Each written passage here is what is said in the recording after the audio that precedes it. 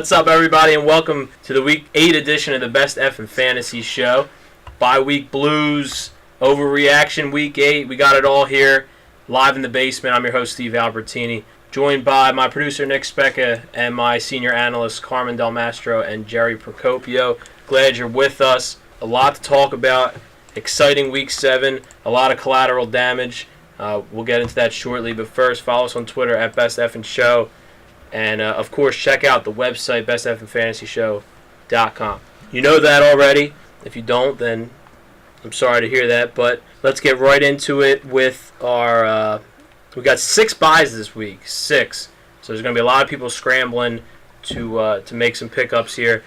Indianapolis, Baltimore, Chicago, Tennessee, Houston, and San Diego all on a bye this week. And a ton of injuries. Last week was an awful week for injuries. It's really been a tough year in general, but kind of all came to a head in Week 7. Reggie Wayne done for the year. Doug Martin done for the year, as far as we know. Sam Bradford done for the year. Jermichael Finley was in intensive care unit as of 24 hours ago. Yep. Jay Cutler out 4 to 6 weeks with a groin injury. Aaron Foster tweaked a hamstring injury. Brian Cushing done for the year, but we don't care about defense here. And before we jump into, we got a lot of great matchups this week. Before we get into that, like we always do, guys, with all these bye weeks and all these injuries, people need pickups. They're going to be scouring the waiver wire to mask a lot of these injuries and bye week issues. So, just off the top of your head, is there a couple guys that you can think of that are definitely worth going out and either using some auction, some bidding money on, or using some roster moves on to help out with the Week 8 issues that we outlined? Well, first one, obvious pickup is Mike James. He's going to be replacing Doug Martin. Who? For the foreseeable future. Who? So, I mean, he's a good receiver out of the backfield, out of the U. We saw some flashes in the preseason. He's going to get the yards. My thing is, if Doug Martin wasn't doing that much these couple of weeks, I know what you mean. This whole season, I'm sorry, does this mean he's going to step up all of a sudden and break out? What would you rather have? Like a flex option or a guy that's going to get 15 to 20 touches a game? I mean, hopefully he does something. At worst, he's going to do the same thing he did. But, I mean, he's going to get 10 points a week. We'll get a little bit more into James when we break down the Carolina-Tampa Bay matchup. But who else? Any wide receivers on the waiver wire worth picking up? I think the top 2 receivers are Jared Boykin and Harry Douglas for this week. Darius Hayward-Bay, he's going to get the looks and everything, but he's not as talented as these 2 other guys, and he's not in as good a situation as Boykin and Douglas are. But if you like Stonehands, he's your guy. He's the guy. I love Stonehands. Also, if you're desperate at running back, Chris Ivory's still available in a ton of leagues. If you like big running backs, Peyton Hillis is the guy. You can throw him in there. If you like 2 yards per carry, that's something that might float your boat out there also. And Roy Halou is another guy seeing the bulk of goal line carries. I know Steve loves that personally, being a former Alfred Morris lover. Former Alfred Shipped him Morris. right out. I'm done. See you later. A little Roy Halou action. Alfred Morris is out the door. Also, another one, if you don't have a good tight end on your team, Jordan Reed coming out party last week. Next one, I would say Kobe Fleener, especially with Wayne out. Fleener's going to have a bigger role in this offense going forward. All right, really, really good stuff, guys. Let's jump right into it with the Thursday night special. Carolina taking on Tampa Bay. We touched on a little bit the Doug Martin fallout from his injury, torn labrum. Has he officially been placed? He hasn't officially been placed on IR, yet, but it looks like it's looking like Tampa said he's iffy for Thursday night, so they're not saying anything yet. Yeah, well, all indications are, Jay Glazer was one of the first to report it. All indications are that he's done for the foreseeable future, at least for fantasy purposes. And Mike James is the guy that's going to step in. Now, something we got to remember is, Nick, you brought it up a couple minutes ago. Can Mike James step in and produce? Doug Martin, 5th in attempts, which, it's just, we're talking just strictly volume of usage here, but only averaged 3.6 yards per carry. Carl Nix is still dealing with MRSA. Is he back yet? Yeah, still got the MRSA issue. Yeah, Pro Bowl guard Carl Nix still dealing with MRSA. Their line is in trouble. Doug Martin really hasn't had any holes to run through all year, and I personally don't think Mike James is going to solve all those issues. I mean, do you guys think that Mike James is going to step in? Well, it just remains to be seen what he does. They said he's a great receiver out of the backfield, so in PPR formats, that just means he's going to come in, he might catch at least 5 passes a game. What about in this on the short week against Carolina? What do you think about him in this matchup? I don't like the matchup personally. The Carolina Panthers, their defense has been pretty stout this year. Really Just real stout. quick, they've been second in total points allowed, third in total yards allowed, fourth in rushing yards allowed per game, fifth in passing yards a game, and sixth in interceptions in the league. So the Panthers defense flying under the radar real quick this season. So they are a pretty stout defense this year. And the Eagles got rid of defensive coordinator Sean McDermott to hire an offensive line coach to guide the defense. Thank you. Vincent Jackson had another great game last week, over 130 yards, 2 touchdowns, double-digit catches. That going to continue? He's built up a great rapport with Glennon. You see that continuing? Yeah, Two Giants, yeah, absolutely. He's going to get the most looks, so I definitely see that continuing. The Giants, fresh off their first win of the season on Monday Night Football against the Minnesota Vikings, travel to Philadelphia in a rematch from about 2 weeks ago. We'll talk about the Giants' backfield real quick. Kwame mentioned Peyton Hillis. Him and Michael Cox combined only rushed for two yards a carry last night. But Hillis is a guy where, as long as Brandon Jacobs is out and they're near the end zone, he's going to get some touches. I mean, was it just me or was I the only one excited to see Peyton Hillis back in the NFL? I hate when he's on the Madden cover, so. Why? I mean, it was awesome when everyone wasted a first round, second round draft pick on him. So, I mean, it was cool to me. I like Peyton Hillis. He Yeah. disgusts me. I like him too. If I knew that Jacobs was going to be out next week, I would actually pick him up in some of my leagues. Listen, I picked him up in a league I was desperate at running back in just because of the fact that he's going to catch passes out of the backfield. He had 5 catches out of the He did backfield have 5 catches. last night. So, I mean, moving forward, if Jacobs is out and you're desperate at running back and you're in a PPR league, why not give him a flex start if you're Yeah. desperate only? He's going to get goal line touches. He's going to get the catches out of the backfield, so why not? Yeah. It's good to have that certainty of a guy where if they're down deep in the red zone, this guy's going to get touches and going to have an opportunity to score. Absolutely, and he's going to be in on long yardage passing plays because he's their best pass blocker too. So Right. that's when you get the catches. PPR league, you never know. And what happens when Andre Brown comes back in 2 weeks? Let's wait till Andre Brown comes back in 2 Fair weeks. enough. Fair enough. The big story out of Philadelphia today, on Tuesday, was that Michael Vick was back running with the first team offense in practice after missing 2 weeks with a hamstring issue. Eagles only put up 3 points last week, by far their worst offensive output of the season. I'm glad we can stop hearing about how Nick Foles is going to be the quarterback of the future. But the Eagles are the only team in the NFL top 10 in rushing yards and passing yards this year. So they're going to move the ball, and obviously most of that is with Vic at the helm. You like Vic this week coming back from the injury against that Giants defense? Oh, yeah, definitely. I love Vic this week. Riley Cooper's actually starting to step up. I actually like him this week as a good play. Another guy on the other side of the ball, Ruben Randall's actually coming on, and he's been outproducing Hakeem Nicks week to week. Drops. So I like Ruben Randall this week. If you have a lot of buys, I like him this week as third receiver. All right, Dallas travels to Detroit to take on the Lions. Real quick, last week we saw Calvin and A.J. Green really go at it and live up to their stud wide receiver billing last week with 2 great performances. I'm assuming that we're going to see the same from Calvin and Dez Bryant this week. Who has more receiving yards this week? Calvin Johnson against that Dallas defense, or Dez Bryant against that Detroit defense? It's tough, but you know what I'm going to say. I'm just going to go with Dez. Carr's been doing a pretty good job against receivers. I mean, Megatron's Megatron, but I mean, I think Dez has a bigger game. I'm going with Calvin just because he's the better receiver. Yeah, a lot of points are going to be scored in that game, one would assume. It should be fun to watch. Cleveland travels to the only undefeated team left standing, the Kansas City Chiefs. A little over-under question. Brandon Weeden, over-under 150 passing yards this week. That's if he even starts. They haven't committed to him yet, but I'm going to say under. I'm going to say 149. Brandon Weeden has been... He's a joke. He's an absolute joke. There's not much separating Blaine Gabbert from Brandon Weeden, is there? I mean, No. He's atrocious. Not really. You saw how nice that offense was moving when Brian Hoyer was in there. And Brian Beautiful. Hoyer is Yeah, not it's a exactly shame. Tom Brady, but it's hard to watch.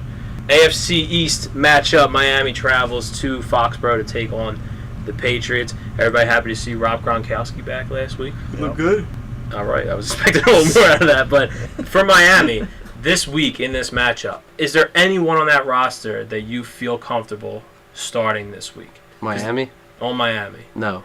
Nobody. Because we look at the way the Patriots are able to, the defense isn't great, but the Patriots are able to take your best weapon out of the game. So Mike Wallace, cross him off the board. See you later. And unless you're going to rely on Brian Hartline, who could very well be a sneaky play this week if you're in a PPR league, he could probably get around 8 catches, do his normal, every other week I'm going to produce, and then shut it down for the following week. You're not trusting Lamar Miller or Daniel Thomas because we never know who's going to get the bulk of the carries. But then again, if you're desperate, you have to play Lamar Miller. And if you're desperate, Daniel Thomas is another guy you probably added this week. Well, another guy, Brandon Gibson's another guy that's just been producing under the radar on that team. He's been getting like 6 catches a week. He had 2 touchdowns. He did have this 2 week. touchdowns last week, so I mean he could get a garbage time touchdown this week. Did a backflip for his other one. I saw that. I've seen that done before. I think that's why David Wilson is out. They're not saying that's the reason. Why? Because his backflip I think the touchdown. backflip- Double backflip. Double backflip definitely had something to do with his injury. Probably. Yeah, thanks a lot, David Wilson. Jay, you said, just to go back, you said Riley Cooper, 4th in the NFL in the last 2 weeks in receiving yards, Yep. behind A.J. Green, Blackman, Vernon Davis. Yeah, Who doesn't belong in that category? He's been Vernon stepping Davis, up. the subpar, fantasy tight end. Buffalo travels to New Orleans to take on the Saints in the Superdome. Jimmy Graham, a little banged up in the matchup against the Patriots 2 weeks ago, had the bye week to kind of recover a little bit. Still questionable going into the matchup this week. If Graham can't go, who do we like for New Orleans this week? I like Kenny Stills to step up this week, have a couple big catches, maybe a touchdown. I still like every other receiver on the Saints offense just because of the simple fact that Buffalo is absolutely terrible against defending wide receivers this year. So you're starting, if you're desperate in a situation, why not pick up Kenny Stills? Why not throw a flyer on Robert Meacham? Why not start Marcus Colston with a little more confidence this week? The Buffalo Bills secondary is absolutely atrocious. That's true. Also, New Orleans defense, fresh off a bye, off a bad loss. If you have like Chicago or something, they're definitely worth a plug and play this week. Yeah. Chicago, Baltimore, Tennessee, Houston, all defenses that are probably That are pretty drafted. good, Definitely looking for the bye week fill-in. Carm, you mentioned a little earlier you were high on the Buffalo running game this week. I am. For the last couple of weeks, the Saints have been giving up some rushing yards. Like I said, their secondary has been pretty stout this year, but for the most part, they can be ran on against New England. They let up a good chunk on the ground. So I like Fred Jackson this week. I like C.J. Spiller in a game where I feel like the Bills are going to make it a concerted effort to actually run the ball. So with confidence, this week will be the back to normal for the Buffalo run game. I'm going to go with Fred Jackson and C.J. Spiller to produce this week. So all C.J. Spiller owners look up to God with their arms open. San Francisco travels to Jacksonville to take on the winless Jaguars. 17-point spread for the 49ers this week. Take that spread. Who has more combined receiving yards? Because look, San Francisco is going to win the game. It's just a matter of by how much. More combined receiving yards. Vernon and Anquan or Shorts and Blackman? Shorts and Blackman. Shorts and black. You gotta go Shorts and Black. Gotta go Shorts and The Blackman. 49ers are going to be up I don't know, That fourth quarter. 34-10. Heavy by on the the ground fourth. this week for the 49ers. It was nice to Yep. see them run the read option again last week. It was a good sign. Good sign. The Jets, fresh off a wild finish against the Patriots last week, travel to Cincinnati to take on the Bengals. The Bengals, with back-to-back weeks of game-winning field goals, sit atop the NFC North. Chris Ivory, 34 carries last week, was kind of left for dead a couple weeks ago. Yeah. Is Chris Ivory back? I mean, was he ever here to be back? But is he back on the fantasy radar? We said in the Sunday rant that Chris Ivory was going to be a nice desperation pickup to take over the majority of the carries for the Jets. So Chris Ivory, if you were paying attention to the Sunday rant, you would own them Sundays, plug them in. But instead, Chris Ivory, he's healthy again, taking over Bilal Powell's spot. Now we see where it goes from here. Yeah, it's kind of been like a week-to-week thing with the Jets. But 34 carries in this day and age is a ton of carries. Pittsburgh travels to Oakland, take on the Raiders. Who has more rushing yards this week, Le'Veon Bell or Darren McFadden? What about Terrell Pryor? Oh. Kill him. Thing. Terrell Pryor. Is that the answer, T. Peasy? I'm going with T. Peasy. I'll throw the wild card I'm going Bell. Just because he had, because he sounds like lotion. yeah, that's it. Well, he had 90 yards against the Ravens last week. There's no reason why he can't get 100 this week against the Raiders. The Redskins travel to Denver to take on the Broncos, fresh off their first loss of the season, Sunday night against Indianapolis. Should be a lot of points in this one. Neither defense really lighting the world on fire. A couple guys we need to talk about. We mentioned them briefly in the opening. Roy Halou. Is it time? Hello! Welcome back. Welcome back, baby. 3 touchdowns last week, 2 of which from inside the 5-yard line. Got a lot of work last week in a high score. The game was close all throughout. It was a high-scoring game. I believe 45-41 was the final. Yeah. Roy Halou, is he a guy you're running out and picking up? And also, if you're an Alfred Morris owner, how concerned are you? I mean, he still had 5 yards of carry last week, rush for over 90 yards.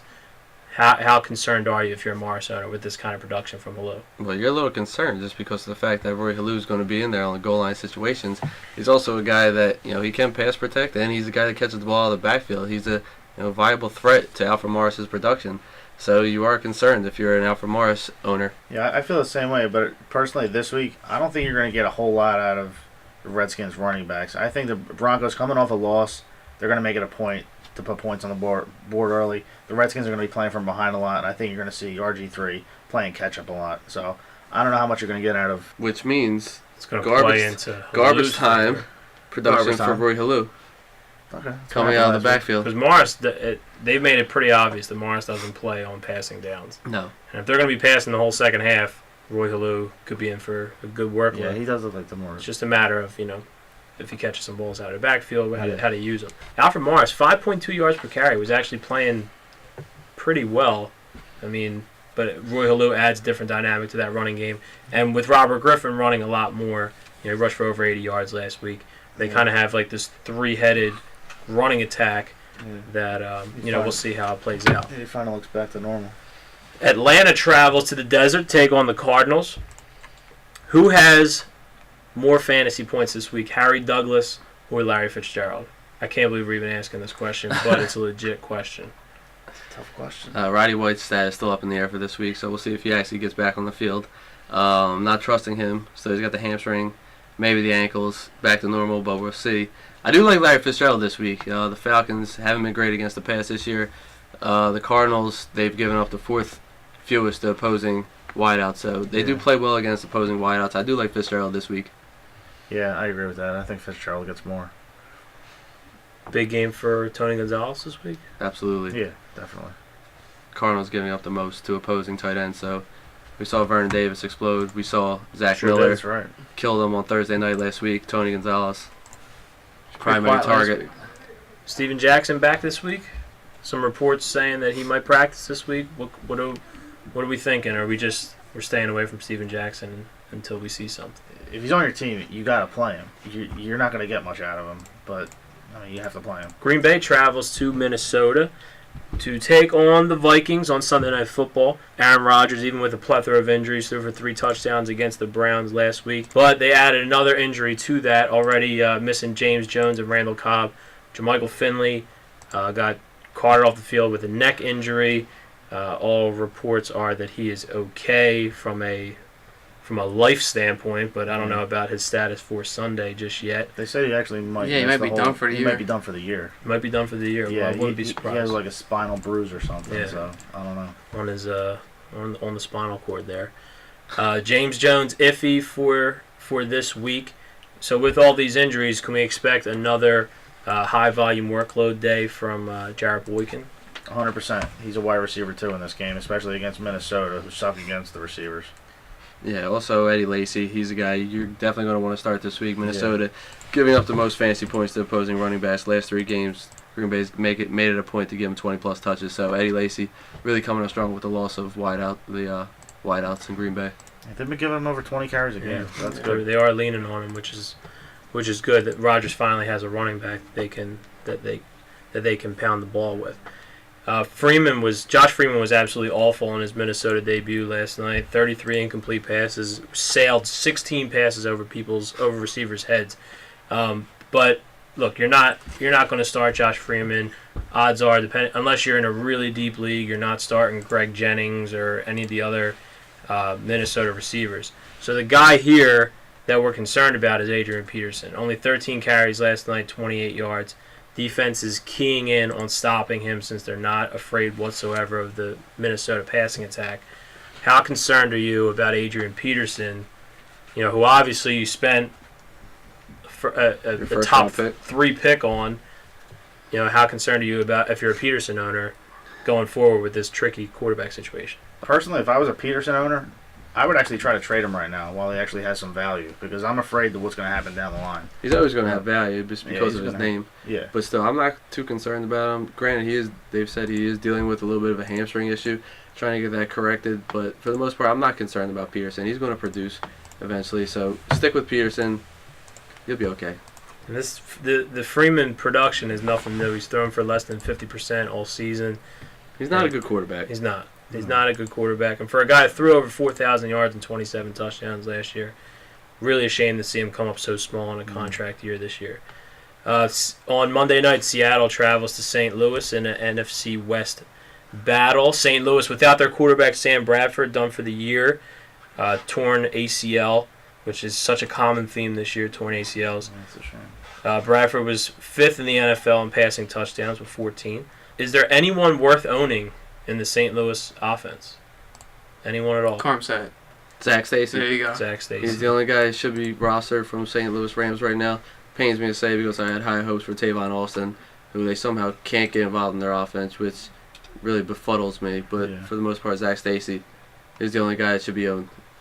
I like the fact that he caught 4 or 5 passes last week for Stacey? 40, 50 yards. So he shows that he could actually get it done through the air too. So he's locked in as the featured back. Do we think Percy Harvin can make his first appearance of the season on Monday night? I think he's going to play. They said he might, but I mean, how effective he's going to be is it? I don't know how effective he's going to be. Last week I said I was high on Golden Tate this year coming in, contract year, but Seattle just spreads the ball around so much that I don't know how much Percy's going to be used. So every week it's a different receiver. Like Sidney Rice had 6 targets last week. Tate had 5. Harvin should get 10 at least a week, but I don't know if that's going to happen. I think he's going to be effective. Maybe not this Monday night, but going forward. There's a reason they signed him. Yeah, we'll traded for him, so I think Percy? Yeah. Oh, absolutely, he's going to be effective. They're going to run packages galore with Percy. He's going to be lined up in the backfield, in the slot. He's going to be the X, the Y. He's going to be all over the place. You got to be excited if you're a Percy Harvin owner with that guy coming back. He's Pete Carroll's shiny new toy that he's been waiting to play with for 6 months. That's been right there. All right, guys. Thanks for tuning in. We'll be right back with our Legends and Jerkoffs for Week 8.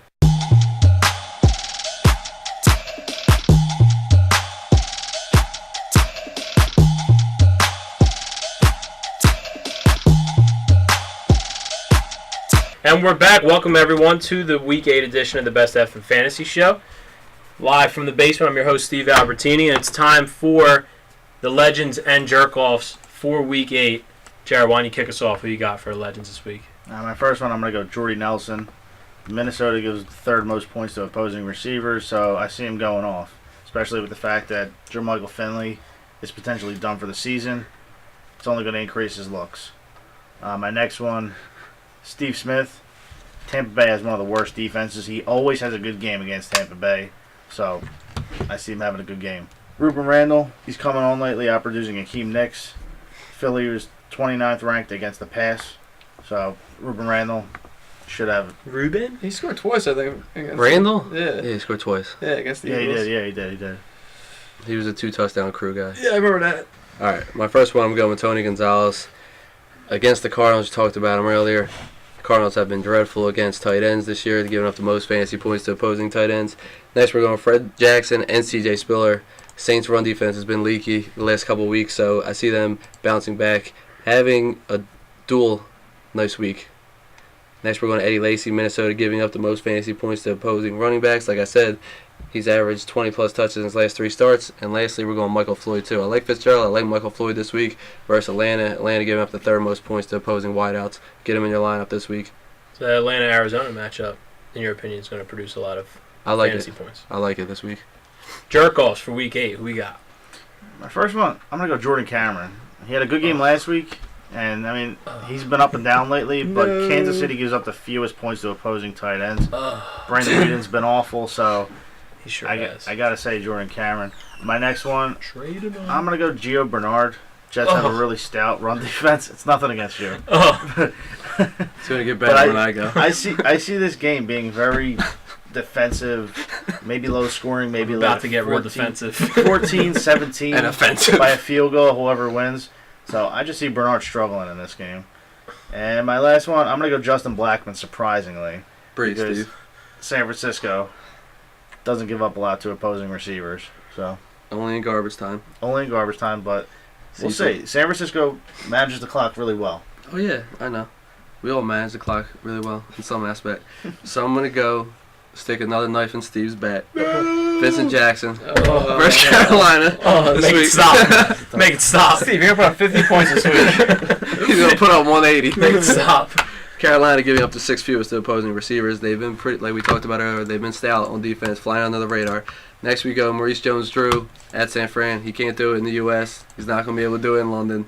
Jones-Drew, keep him on your bench. They're going back to London? Yeah, they're going to leave them Games there. a year? They're going to leave them there. Yeah. We're going to sacrifice the Jaguars to you guys. We're gonna They're going to play football against one of their football teams. So that's fine. They're going to play Arsenal on Monday morning. So next, and my last one, we're going Mike Wallace. Like we talked about, New England, they like to take the best option out of the opposing offense, and New England has been decent against the pass this year. They're giving up the 5th fewest to opposing wide receivers. Mike Wallace, forever a jerk-off this year. It's time for everyone's favorite segment, the Who the F*** is That Sleeper of the Week. Recently voted #1 in Yahoo.com's football segments and podcast this week.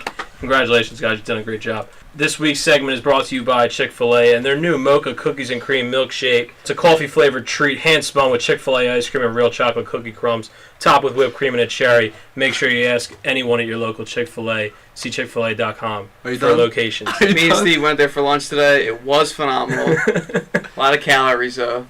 Jared, All right. give the people what they want. I said his name week 1. I'm going to say it again. This is the last week. He's a who the half guy. Kenny Stills. He's going to break out this week. Because you says Kenny Stills, I'm going to say Robert Meacham just to rival you and piss you off. Okay. I think I'm Big Meach. Especially with the fact that Jimmy Graham might not play this game. Breeze is going to have to throw the ball. He needs another receiver to step up. Kenny Stills comes in, catches an 80-yard bomb touchdown, the first play of the game. And then you send me another topless picture of him, I will. With all his tattoos. and it stops right there. And it continues with your next one, Brandon LaFell. Go. Brandon LaFell, my good friend. He really fell off, but guess what? What do you He's mean? Coming back this week. We partied with him in Vegas. We did party Sure, with it was him a good time. at Encore Beach. It was a good time. But anyway. Brandon LaFell was locked out of the win, and you got him in. He was locked out of Encore because he didn't have his girlfriend didn't have her room key. So I said, "Yo, B. LaFell, come with me." And I showed them my card, and they let us in. That's Then what we do. People pop helping bottles. And it People stops helping right people. there. And this just continues with your next one, Kevin Moy. Kevin Go. Moy, he's getting more involved this week. Marcus Wheaton is out. So he had one catch last week for 19 yards. I see that increasing this week. He's a big guy. He's a really big guy. He's a real big dude. That's good, Jack. It's No, pretty good. he's 6'5" out of Penn State. And it stops right there. And it continues with our producer, Nick Specca. It's time for the question segment, where I pass along to my producer, Nick Specca, who takes everyone's questions from Twitter. They're coming in hot. Nick, who you got for the first question? First question comes from at Jerry Mouse 34. He said, "I lost Doug Martin." I feel you, buddy. So they only have Sproles and Pierre Thomas left. Which would you trade for, Ridley or Ryan Matthews for Antonio Brown? Well, I think I answered that already. But It's interesting. with him, I think you get a little more for Antonio Brown, in my opinion. But out of those two, I would probably take Ridley. Yeah, you definitely got to take Ridley. He's the one that has more certainty going forward. Well, I like think Ridley, too. too. Ryan Matthews had 2 good games this week. As much as I hate the dude, He has been okay lately, but I trust Ridley in the long 100 run. yards, 22 carries each time. Yeah, you don't, especially with Woodhead over there. My boy. Our next question comes from at S Dono. He said, "Trade Breeze for Matt Ryan and Stephen Ridley? #, Doug Martin problems." I don't know. Would you do that? Would you trade Breeze for Ryan and Ridley? No, I feel like you get a lot more for Breeze. Yeah, absolutely. you could definitely get more than that, than 2 running backs that are just like, I would say, One running low running back 2s. Yeah, don't do that. You could at least get a running back. You could patch that together and get a running back 1. and probably something else. I agree. And maybe a quarterback, too. He's selling himself too short on. Yeah, don't do that. Sean. Aim high, Willis. Our next question comes from @OnPointNY. Guess it's from New York. It says start 3. Bells, Sproles, Bolden, Blackman, and Fitz. Which Bolden? And which Bell? Which fits. Definitely Larry Fitz on that one. Definitely Justin Blackman. Okay. Oh, I would go Bell, Blackman. Fitz, and Blackman. Fits. I agree with you. Unanimous. Unanimous decision. Unanimous. Second, thirded. Why you gotta be unanimous? It says our next boy is from LT. What's his name? Tank. It's Hank. Tank. Oh, Hank. The Tank. picture I should have saw it. Front of Said the hi. Need to replace Wayne. Best pickup: Mike Williams, Harry Douglas, Hayward Bay, Wright, or Curley. It's a non-PPR. Kendall Wright? Kendall Wright. building. Oh, that's right. Flying under the radar, steadily producing Yeah. each week. 9 Wait. catches for 90 yards last week against the Yeah. Niners. He has almost 500 receiving yards. And Jake Locker's back, so That helps. Kendall Wright is probably the way to go. I like Kendall Wright moving forward. I'd probably go Kendall Wright, Harry Douglas, Yeah. DHB, Yeah, I like Harry Douglas. in that order. Our next question comes from @ChopLamb. We kind of answered this already, but he wanted to know, is Hayward Bay worth a pickup, especially if you have Reggie Wayne? Yeah, if you have Reggie Wayne and you like stone hands.